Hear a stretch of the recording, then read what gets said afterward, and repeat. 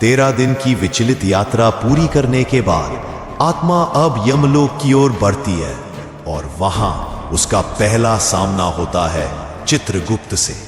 वही चित्रगुप्त जिनके पास हर जीव का पूरा जीवन, हर कर्म, हर पाप पुण्य लिखा होता है। गरुड़ पुराण बताता है कि जैसे ही आत्मा यमलोक के द्वार पर पहुंचती है, उसका नाम पुकारा जाता है और चित्रगुप्त अपने विशाल ग्रंथ से उस आत्मा का पूरा हिसाब खोलते हैं। आत्मा की आंखों के सामने वो हर दृश्य आता है जिसे उसने जीवन में किया होता है। किसे धोखा दिया, किसे दुख पहुंचाया, किसका भला किया और किस पल भगवान को याद किया।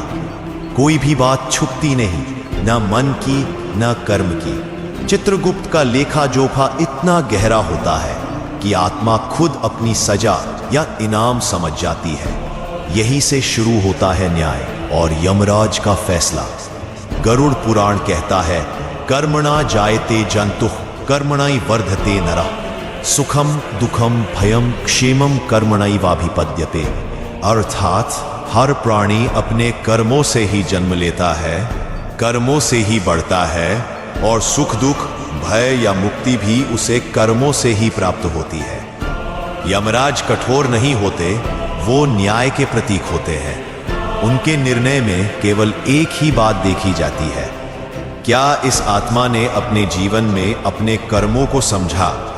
अगर हां, तो उसे पुनर्जन्म का एक और अवसर दिया जा सकता है और अगर नहीं, तो उसे नरक की ओर प्रस्थान करना होता है। यही वो पल होता है जहां आत्मा को अपने जीवन के हर क्षण की कीमत समझ आती है।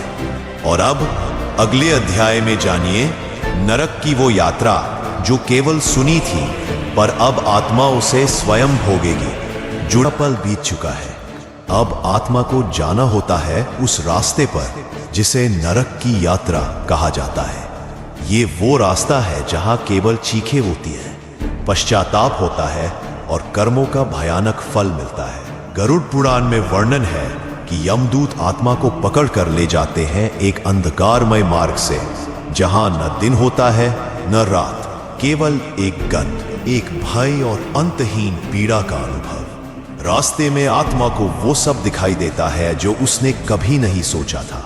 रक्त की नदियां, कांटों से भरी भूमि, अग्नि से जलते वृक्ष और अन्य आत्माओं की कराहती पुकारे।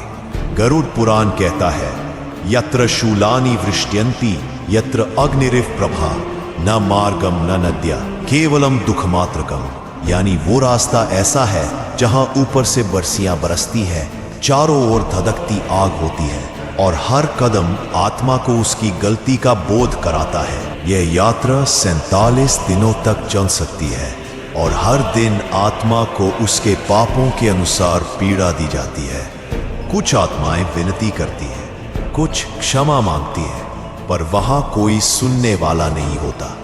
यह वही रास्ता है जहां आत्मा समझती है कि जीवन में किए गए छोटे छोटे कर्म कैसे इतना बड़ा परिणाम ला सकते हैं। और फिर जब यह मार्ग समाप्त होता है, आत्मा पहुंचती है नरक के पहले द्वार पर। क्या होगा, कौन सी सजा इंतजार कर रही है, कौन सा नरक मिलेगा उसे, जानिए अगली कड़ी में।